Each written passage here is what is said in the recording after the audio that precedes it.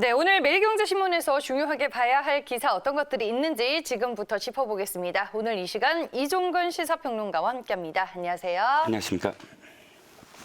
네, 오늘은 이제 매일경제신문 1면과 4면, 5면에 실려있는 자동차 산업에 대한 얘기를 한번 좀 나눠보겠습니다.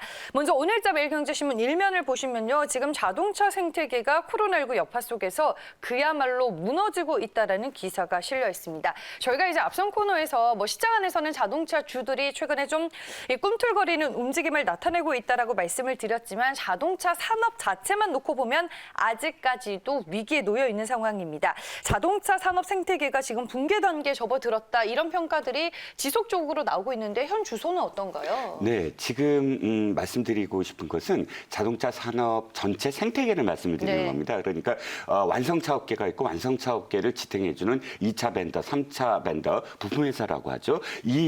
이 순환되는 이 생태계가 사실 굉장히 힘들어 있었는데 힘든 상황이었는데 코로나19로 인해서 더욱더 힘든 상황, 그러니까 앞으로도 이런 어떤 그 선순환 구조가 깨질 것 같다라는 그런 전망을 이 기사는 지금 보이고 있는데요.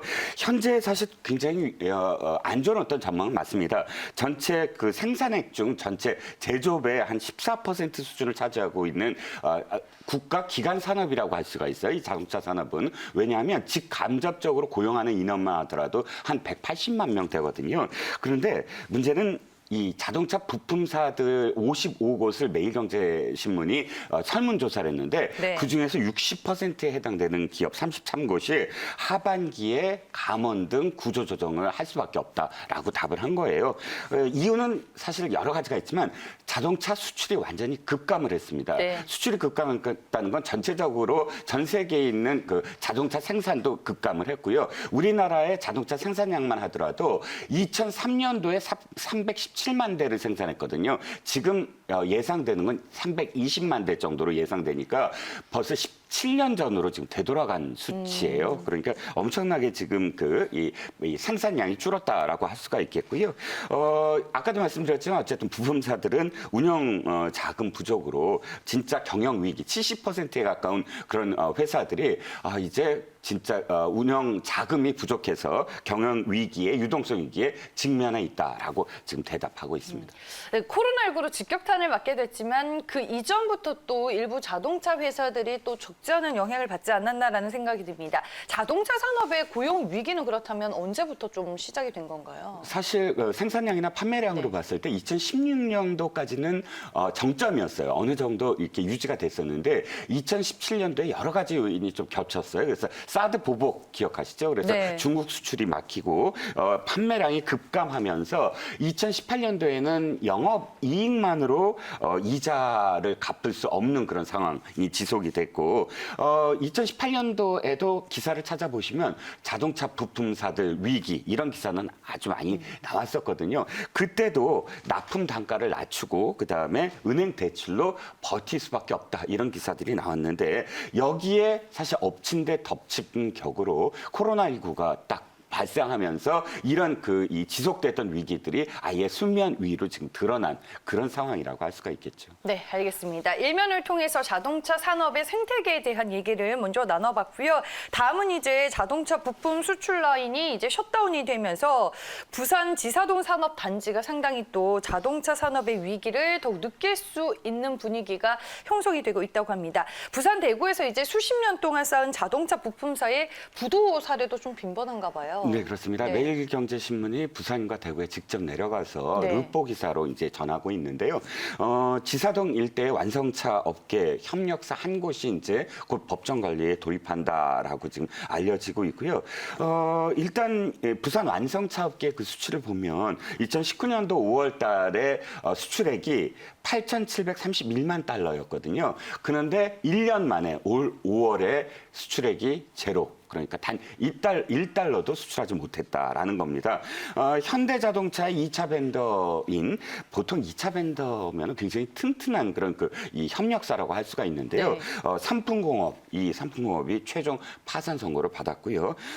대구, 그러니까 성주군에 경북 성주군에 소재해 있는 22년 된 대광 단조 이 회사도 대구지법에 회생 절차를 지금 밟고 있는 등 알려져 있는 상당히 그래도 튼튼한 그런 이 벤더사들마저도 이렇게 지금 위기에 쌓여 있는데 3차 부품사까지 확대되면 사실 엄청나게 많은 회사들이 지금 위기에 있다라고 할 수가 있겠죠. 네, 앞서서 뭐 헤드라인을 통해 보셨다시피 7월에 자동차 부품 수출이 또 34%로 뚝 떨어지기도 했고요. 지금 자금 지원이 없으면 공장이 멈출 수밖에 없는 상황이라고 합니다.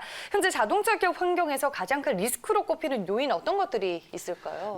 이것도 역시 설문조사를 통해서 기업들에게 직접 물어봤습니다. 지금 리스크 요인이 가장 큰 게 뭡니까? 라고 물어봤을 때 굉장히 많은 거의 대부분의 그 회사들이 전 세계 판매량이 급감한 것. 그 수출 물량이 네. 없는 거예요. 아예 수출, 아까도 말씀드렸지만 5월 달에 수출을 한 것도 하지 못했다라는 게 이제 직격탄으로 맞은 거고요. 판매량도 전 세계가 한 20% 가까이 급감했습니다. 7월 부품 수출도 34%가 감소를 했고요. 두 번째 요인은 최저임금 인상입니다. 인건비 부담이 가중되고 있고, 세 번째가 신규 자금 조달이 힘든 상태다. 아까 앵커님께서도 지금 자금 조달을 하지 않으면 네. 당장 위기다라고 말씀을 해주셨는데 대출 이자율을 한 2, 3% 정도면은 어쨌든 돈을 빌릴 수가 있었는데 지금 6%로 치솟았다고 합니다. 네. 그런데도 불구하고 3차 부품사 같은 경우는 뭐 한 10억 정도를 빌리는데도 한 6% 정도의 이자율을 내야 한다라고 지금 그런 상황임을 밝히고 있고요. 여기에 뭐 주 52시간 이제 본격 시행이라든지 이런 요인들이 계속 이제 누적돼서 리스크로 지금 자리 잡고 있습니다. 네, 알겠습니다. 오늘 뭐 얘기를 들어보니까 정말 한국의 자동차 산업이 위기에 놓여 있다라는 생각이 드는데 국내 부품업체들 이 자동차 산업의 생태계를 살리기 위해서는 어떤 부분들의 개선이 지금 좀 필요할까요?